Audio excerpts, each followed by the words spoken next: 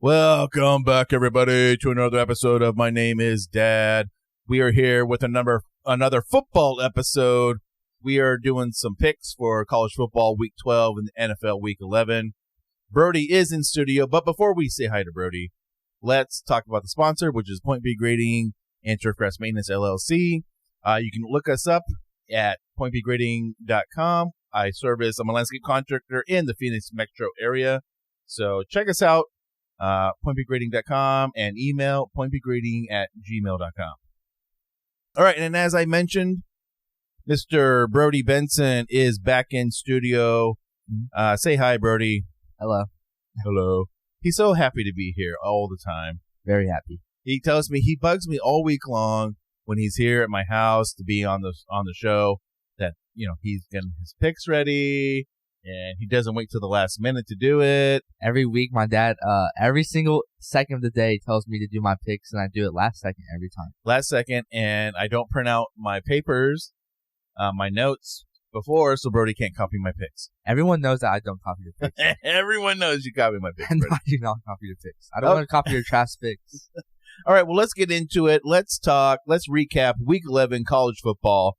And for us, Brody, the big matchup was College Game Day going into Lubbock, Texas, and Texas Tech defeats BYU 29-7.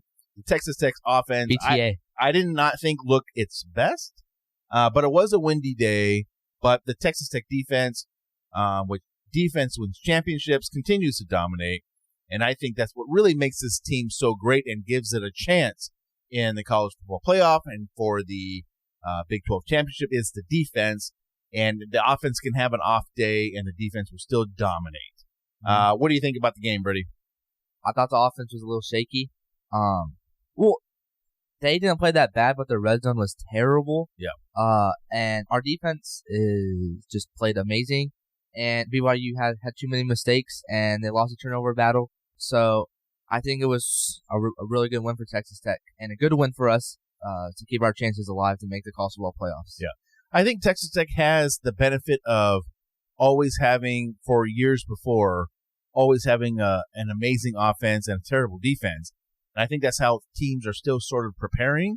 But when they show up, they have to face the Texas Tech defense. They're like, holy shit. You know? And I think it kind of, everyone, I guess, doubted Texas Tech just because they're in Lubbock and no one, cares about Lubbock and stuff. But, I was listening to this guy, and who was talking about, after this week, everyone's talking about Texas Tech, and Nick Saban's been there, and everyone just says it's, the coolest place of all time. So I think that really helped Texas Tech's, hype, I guess. Yeah. It's big-time college football in West Texas. I mean, you have UTEP in the tip of the panhandle and everything, but Texas Tech football, especially now that Texas is in the SEC, Texas A&M is in the SEC, Big 12 football, I think, flows through Lubbock, Texas. Even though, Baylor and TCU might have a good year every once in a while, I think Texas Tech is going to be a dominant force in the Big 12 for the foreseeable future. Definitely. All right. Now, looking back at Week 11, all the top 10 teams in the College Football Playoff Selection Committee, top 25, whatever it was, all the top 10 teams won, except for BYU. But I did have a question for Brody. Brody, you may not remember, but the conferences used to actually have divisions. There were East-West or North-South or whatever it was, and the divisions, whoever won your division, then they would play in the conference championship. But the conferences started complaining that it wasn't, you might have the top two best teams in one division and the third or fourth best team who won the other division. And then you would have that, but then they would play each other, the one and so they got rid of the divisions. But I'm kind of thinking that with so many teams in these conferences, and they're so spread out over the country, right? Think about the Big Ten. You got USC, UCLA, Washington, and Oregon, right? Why not have a West and an East division or whatever it is, and let the top two teams from those divisions play each other?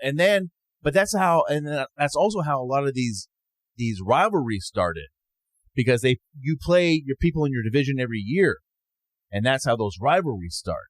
So I'm thinking maybe with travel, because travel is a big thing. These East Coast teams going all the way to the West Coast. Think about ACC. These teams on the East Coast are going all the way to Stanford and Cal.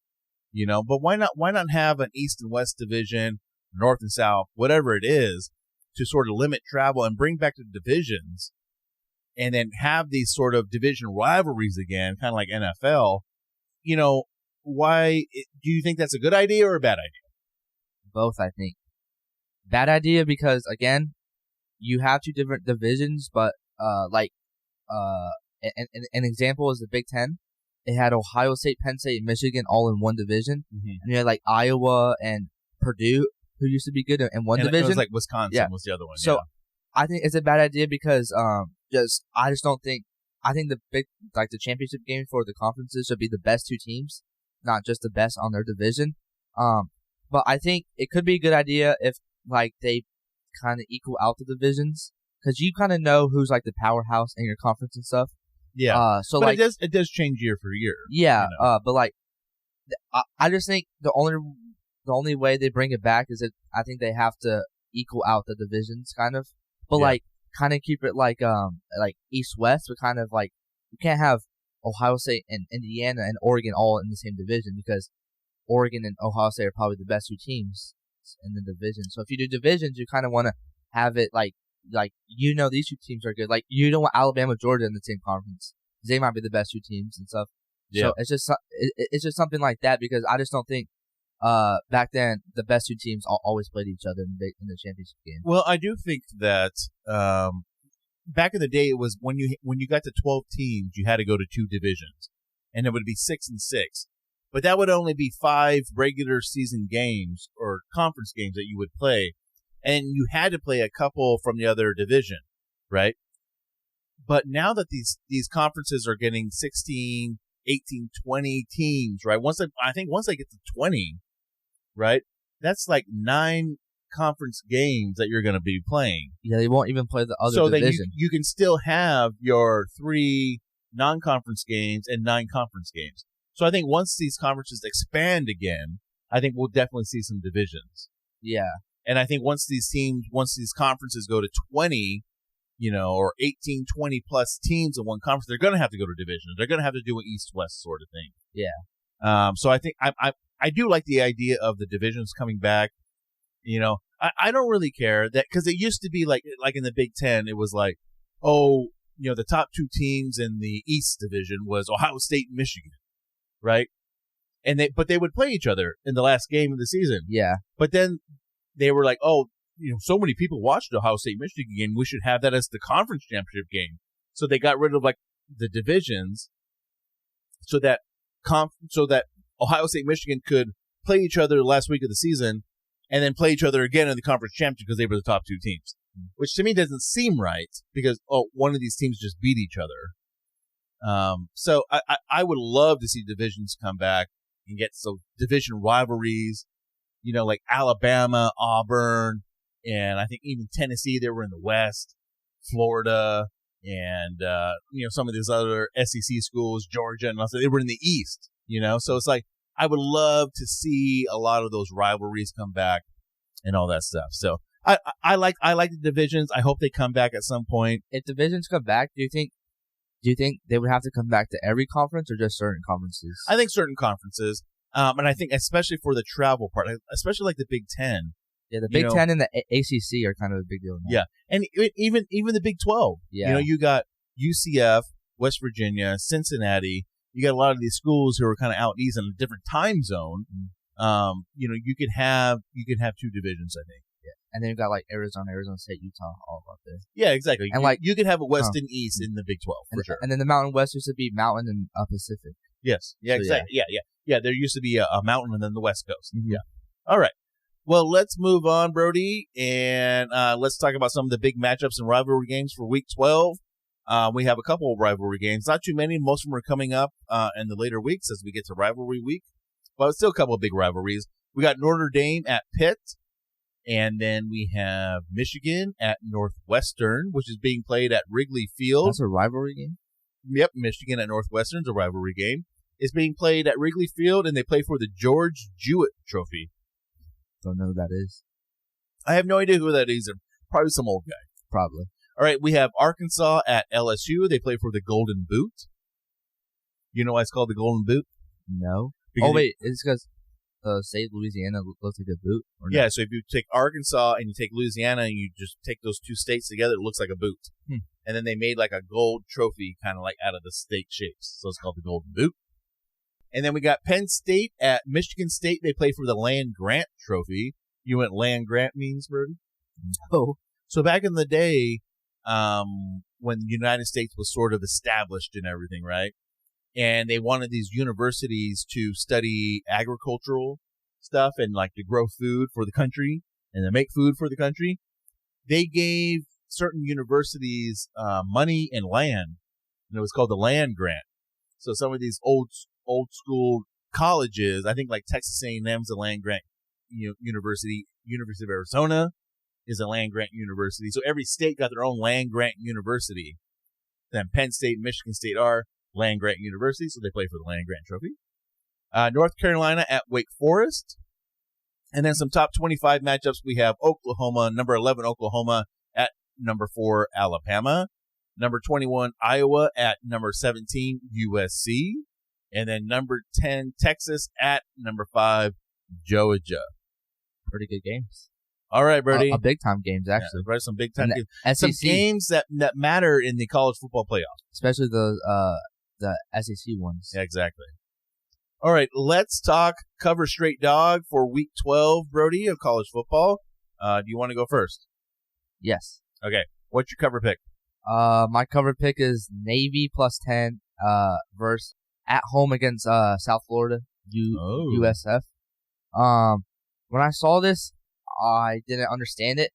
I get UCF is the group of 5 team that's in the playoffs and they're really good. Yeah. But they're going to Navy. Navy has a really good quarterback. They have a weird offense. And South Florida this year, they haven't played too well against these other really good group of 5 teams. They lost to Memphis, I believe. They barely beat Tulane and all these other schools. And I think they do win, but Navy's definitely going to cover plus 10. Navy always covers.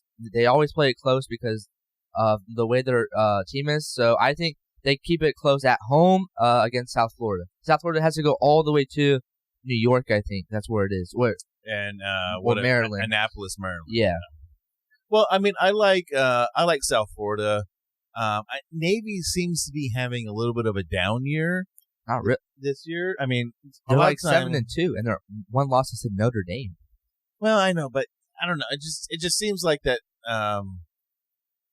Like just lately that maybe Army's been a little better, but Army's probably having a down. It seems like they're just all kind of having a down year.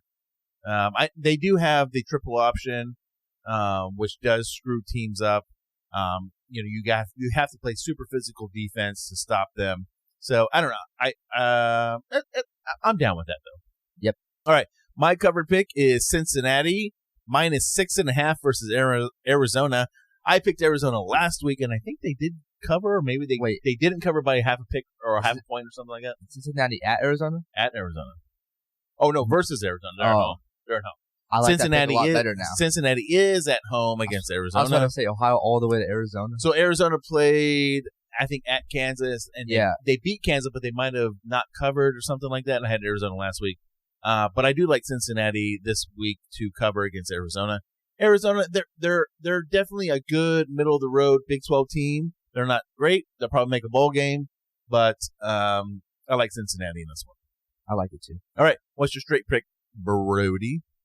My straight picks have Alabama at home beating Oklahoma. Mr. Oklahoma gonna beat Tennessee, but not Alabama. No. First of all, I'm a Texas Tech fan. We do not like Oklahoma, and if Alabama wants to have a first round bye and make the SEC championship game, they need to beat Oklahoma, and I think they will because they're at home, which helps a lot. And this Alabama seems really, really good, and Oklahoma, their defense is really good, but their offenses seem to struggle a little bit, and I just think Alabama is going to out-physical Oklahoma in a close win, but I like Alabama at home. If it was at Oklahoma, maybe a little bit different, but also Oklahoma beat Alabama last year, so it's a little bit of revenge for Alabama. to beat Oklahoma this year. It's a little bit weird that Alabama has kind of sort of quietly got themselves into the top 5 and sort of, it's like usually they Alabama lost that first week and then just kind of. Yeah, it's usually like everyone's talking Alabama and Nick Saban, all this stuff. But this year, they kind of just quietly sort of become a really, really good football team over the course of the year. They have a really, really good quarterback. Yeah. So I do like Alabama. They seem to be continuing to get better as the weeks go on. They do have a test with Oklahoma. Oklahoma is nobody to just sort of brush off. Definitely.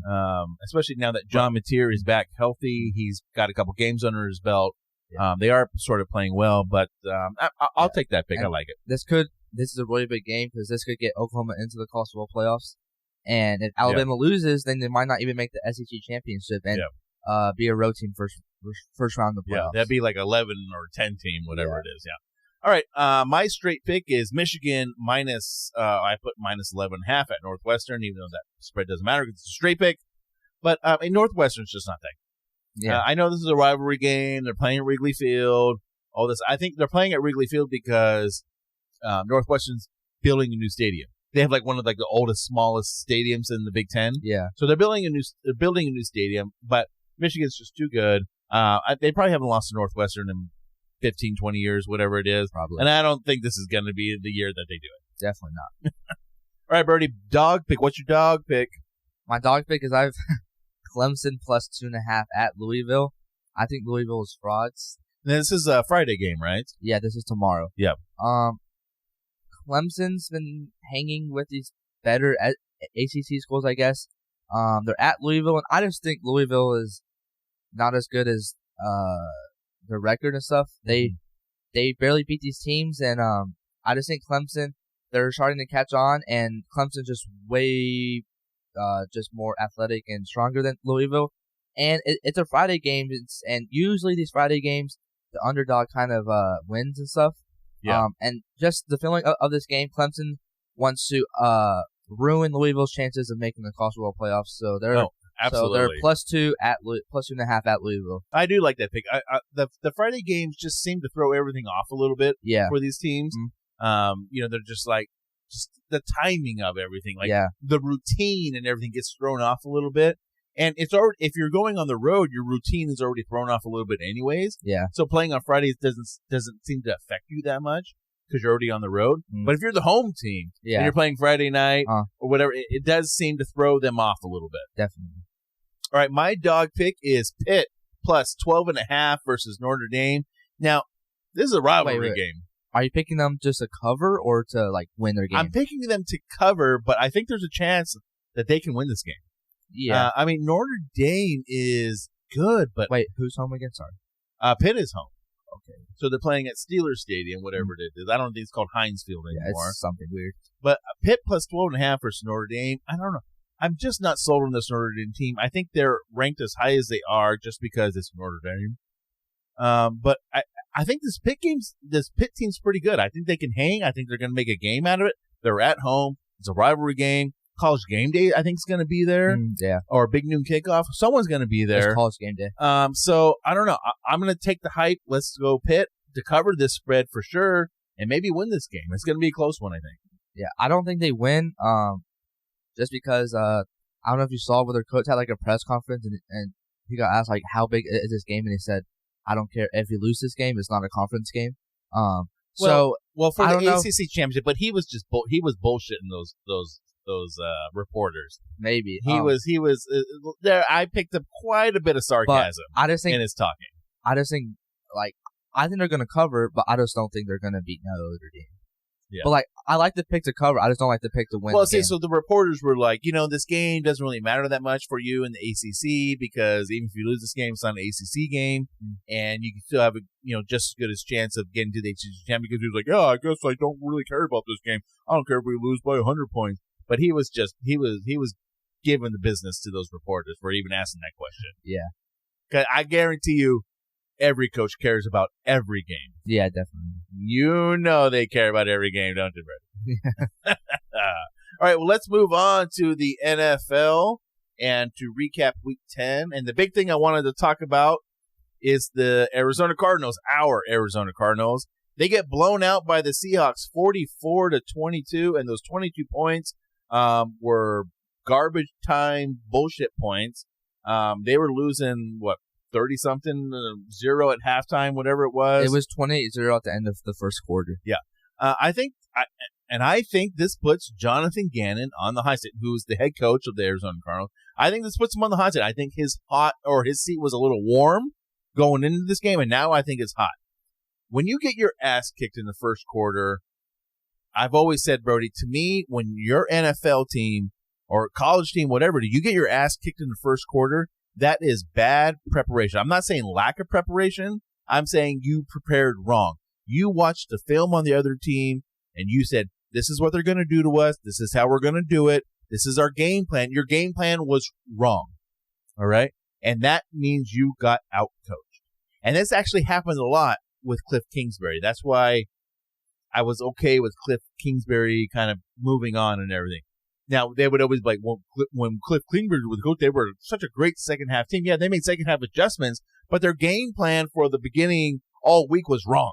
They got out-coached. And I've seen this happen a couple times this season already, and we put the blame on Kyler Murray, but now, yes, Kyler Murray was to blame, but now I got to put the blame on Jonathan Gannon. You benched Kyler Murray. You're going with Jacoby Brissett. You went on the radio. You announced to everybody publicly, Jacoby Brissett's playing better. He gives us a better chance to win, and you come out and lay an egg. I'm sorry. Jonathan Gannon, your seat is hot. Definitely.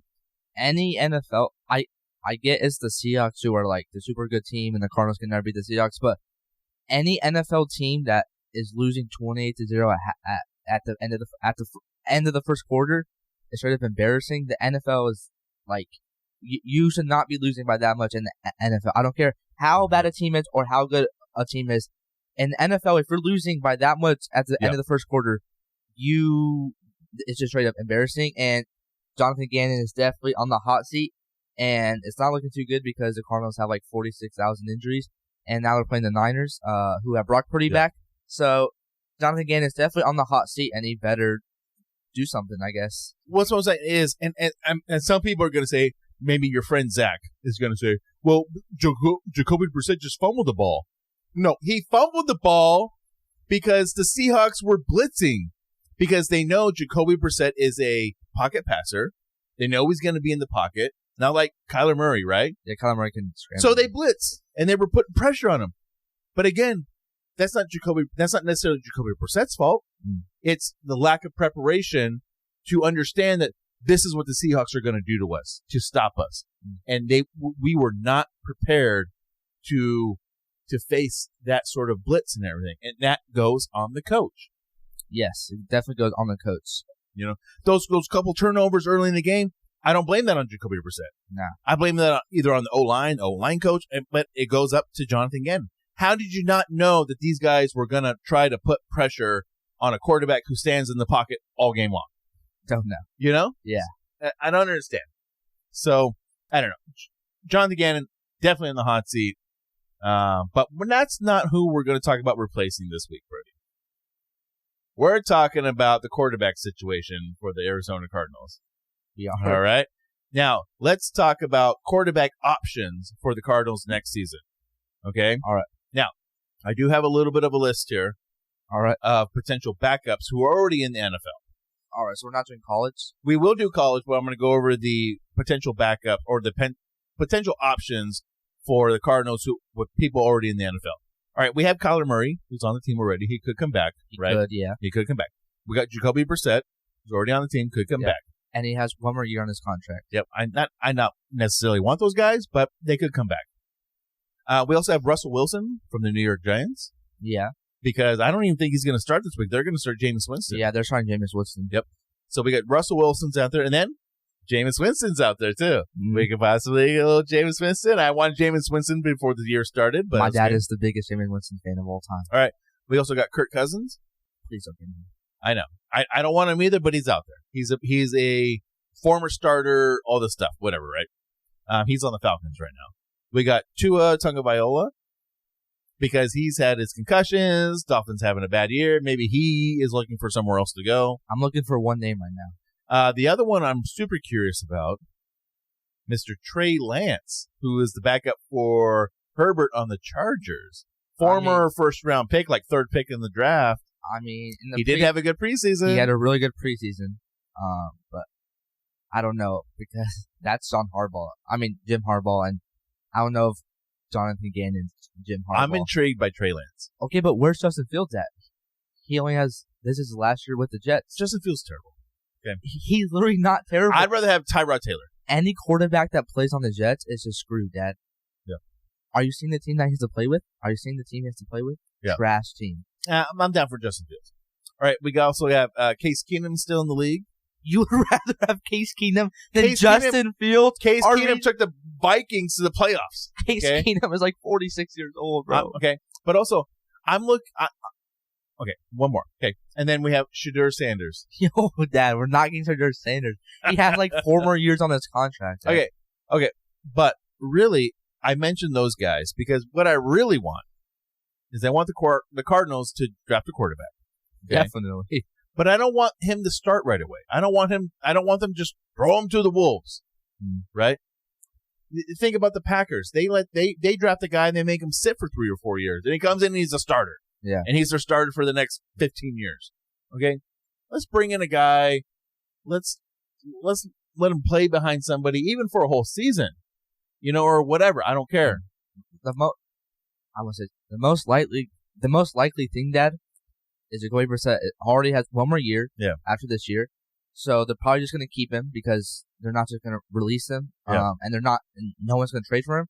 So most likely we're going to probably draft a QB, sit him, like you said, behind Jacoby Brissett for like a couple weeks and then start him. Yeah. Which is probably going to happen. And so, yeah. Well, no, what's going to happen is either the Cardinals are going to sign Spencer Rattler and he's going to be named the starter for the whole fucking year, or they're going to draft somebody who shouldn't be even a starting quarterback, and they're going to play him from week 1, and he's going to get his ass kicked. Josh Rosen. All right. So, but again, I want the Cardinals to draft somebody. I want to have some sort of starter to begin the year. I want this, even if it's the first rounder, even if he's the first pick in the goddamn draft, I want him to sit and watch and learn, and I don't want to throw him to the wolves right away.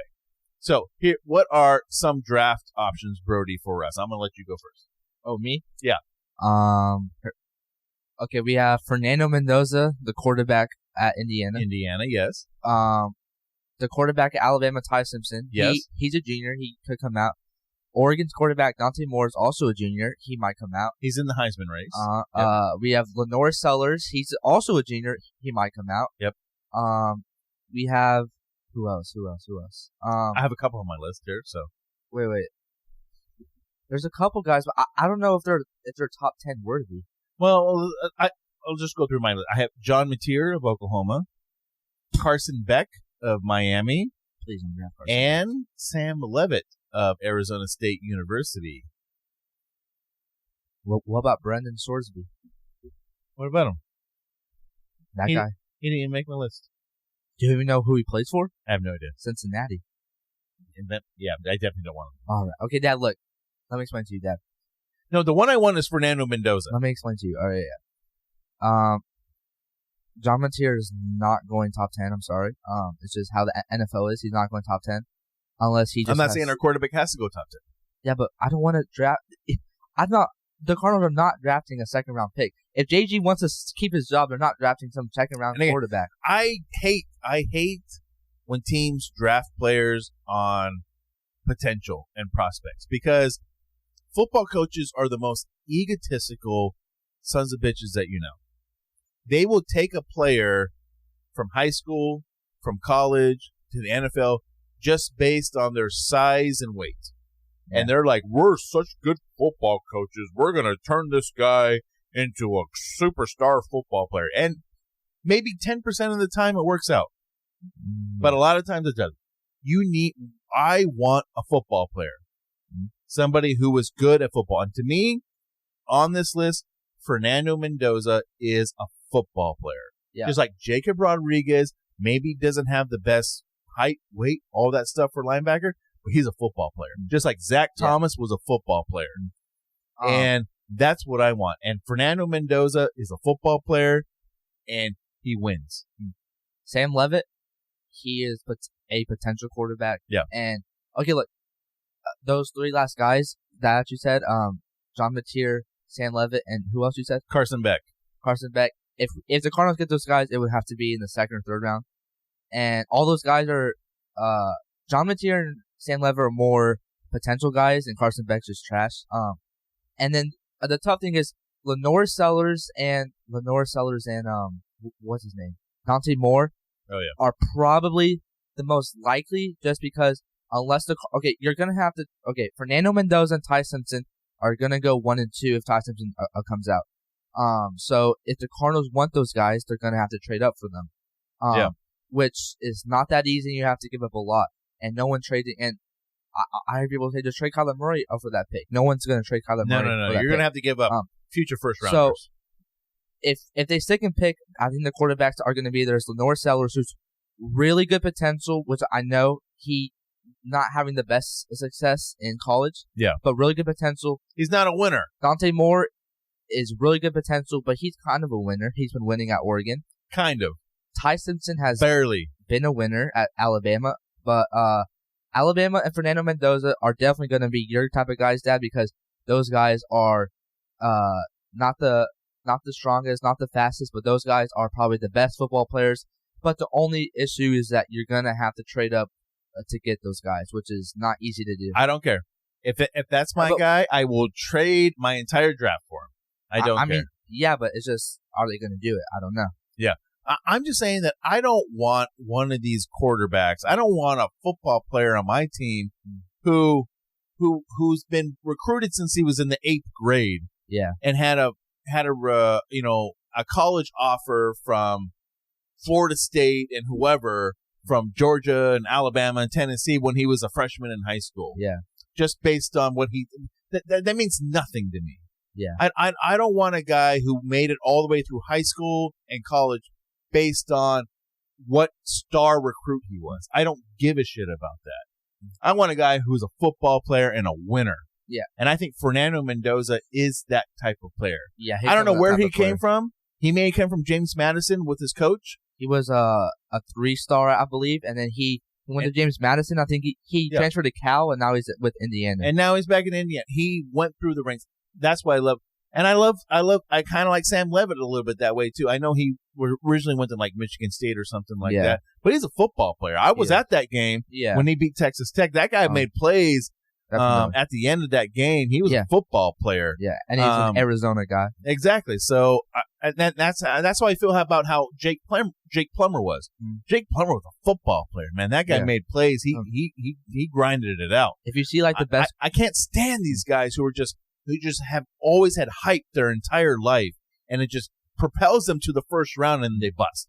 Yeah. And I think these GMs and these NFL teams are so stupid for falling for that stuff. If you see, like, the best quarterbacks of all time, Tom Brady was a football player. Phillip Rivers, all those people, they were football players. If you look now, Patrick Mahomes was a football player. Yeah. Josh Allen coming out was a football player. Yeah. Lamar Jackson's the only one that had, like, the potential thing, which, like you said, like, 10% of the time it works out. Sometimes it happens. Yeah. And then if you look now, Drake May's a football player. Yeah. And he's MVP vote. So, like, it is kind of cool to draft these really potential guys. Yeah. But like you said, just drafting the football players, it seems to work out most of the time. And some of these guys, they have super high potential and they're a 5-star recruit, but they're going to Ohio State. They're going to Michigan. They're going to Alabama. They're going to the best places where everyone's a 5-star recruit on the whole fucking team. Yeah, Fernando Mendoza. So, of course, you're going to do good. Of course, you're going to win. I want a guy who's a real football player. Yeah. And that's why I love Fernando Mendoza. That is my guy. I'm already sold on him. I don't care what the Cardinals have to do. I want Fernando Mendoza on my team. Yeah. And he went to a really good school, but Indiana, like, it's not. Indiana's not Georgia and Alabama, like you said. Yeah, exactly. All right. Let's move on. Now, we've talked a lot. This might be our longest podcast ever, buddy. But let's go into Cover Straight Dog and Fernando Mendoza. I should probably put a bet on Fernando Mendoza to the Cardinals. But you know what? I shouldn't, actually, because the Cardinals are not going to do what I say. The only thing is, they're going to pick some dude from wherever. Monty Austinfort, if he stays, does like to trade in the draft. Yeah. We have seen that. But we haven't really seen him trade up. If he does trade, it's usually back. So if you want him, you're just gonna have to either lose every game or you're just gonna have to. What I'm saying is, draft picks in the first round. What do you think the success rate is? 50%?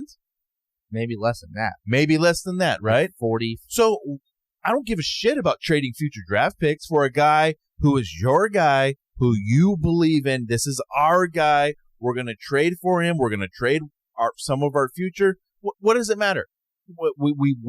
We might not have a bust next first round. Like we've had plenty of those in Arizona. If this is your guy, let's go for it. That's why I don't believe in this tanking stuff. I think if you want somebody in the draft, just trade for him. Like who gives a shit? Like a lot of these draft picks are bust anyways. So what are you losing? You're not losing that much. We're talking about this now. If the Cardinals do it, Fernando Mendoza is probably going to be a bust, and we're going to come back here. Yeah, I know. And everyone's going to be like, Zach's going to be like, oh, you guys are so stupid. Yeah, and Zach thinks Bo Nix is the best quarterback of all time. Bo Nix is terrible. Yeah, he is terrible. Totally overrated. All right, Brody, cover straight dog for NFL Week 11. I think that's what it is. Week 11. My cover pick is I have the Packers -7 at the New York Giants. Ooh. At first, I picked this pick, and I didn't change it, but I was kind of scared because usually when Jameis Winston comes in and starts, he usually wins the game. I just saw when he started for the Browns that first week, he beat the Ravens. So I'm a little scared about that. But the Giants, they just fired Brian Daboll. They have so many injuries, and this Packers team needs to start winning again. So the Packers, I think, figure it out at the Giants and win by more than a touchdown. My only concern is, Brody, is that when a coach gets fired, maybe the players on the team are a little happy about it. Yeah. And they might come out a little fired up. Like, thank God that son of a bitch is gone. Mm-hmm. So that's my only concern, is that maybe the Giants come out a little fired up and make a game out of it. Yeah. And they might cover that spread. So that's my only concern. But other than that, I mean, the Packers are the better team. Definitely. Right? But Jameis Winston is going to start for the Giants. He's going to be throwing that ball all over the place. Interceptions or not, he's going to throw it. Definitely. All right, my cover pick is the Miami Dolphins -2.5 versus the Washington Commanders. And again, I was thinking the other day, who has the best home field advantage out of every team? It might be the Miami Dolphins. You know, the Jets go down there, the Bills go down there, the Patriots go down. They always lose. Yeah, like those Northeast teams, they go down to Miami, they always lose. So, again, I don't know. Why is Miami even in that division? The coach hasn't been fired. They kind of keep trucking along here. So, I don't know. I'll take Miami Dolphins -2.5 against the Commanders. Marcus Mariota? Really? So, I'll take my chances. Let's go Dolphins. Yep.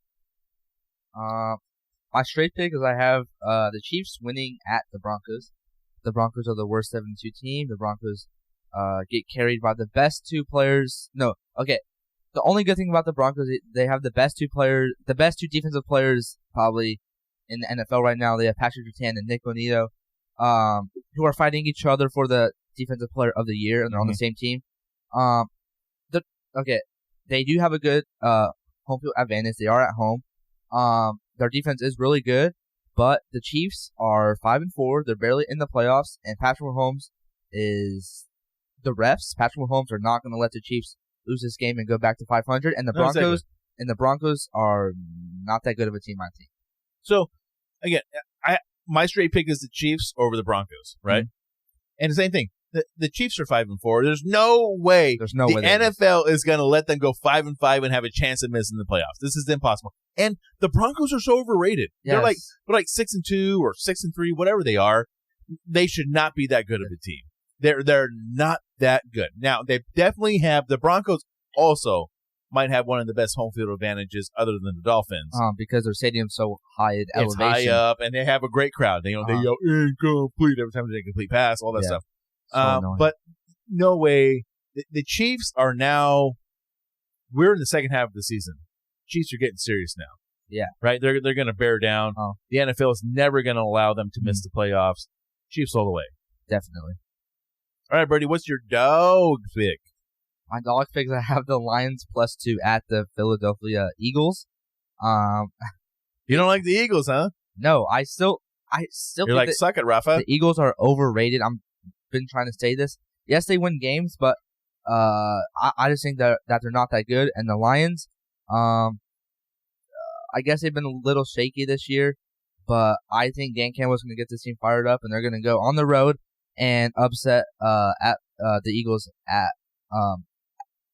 at Philadelphia. Yeah. Which is also a tough place to go play in, but I think the Lions can do it. But the only problem is the Lions play in an indoor stadium, and it's probably going to be cold in Philly. Yeah. So they might not be used to it, I guess. Even though they live in Detroit, but they play an inside stadium. But it's Dan Campbell. Yes. He's a beast, right? He'll get his team fired up. Yes, and this team is going to step up this week. Yeah. Definitely. Now, I can see that game going either way, honestly. Definitely. All right. My dog pick is the Chicago Bears plus 2.5 at the Minnesota Vikings. Now, really, this is just J.J. McCarthy. You like the Bears. I do like the Bears. You always pick the Bears. The Bears are getting better. Is it because their coach, Ben Johnson? Or they what? came back and won last week. They're getting better every week. I'm not saying they're a super good playoff team. I'm just saying that they're getting better. And J.J. McCarthy does not have a good record at home. He is inconsistent. And the Bears are a good team. I'm not saying they're a great team. I'm not saying they're going to go to the NFC Championship game. They might win a wild card playoff game if they make it there. But I think they're a totally capable team of beating the Minnesota Vikings and J.J. McCarthy if he has a bad game. Definitely. All right, everybody. Well, that brings us to the end of our episode, our longest episode probably. Thanks for listening, and say bye, Brody. Bye. All right. Check us on the flip side. Thanks.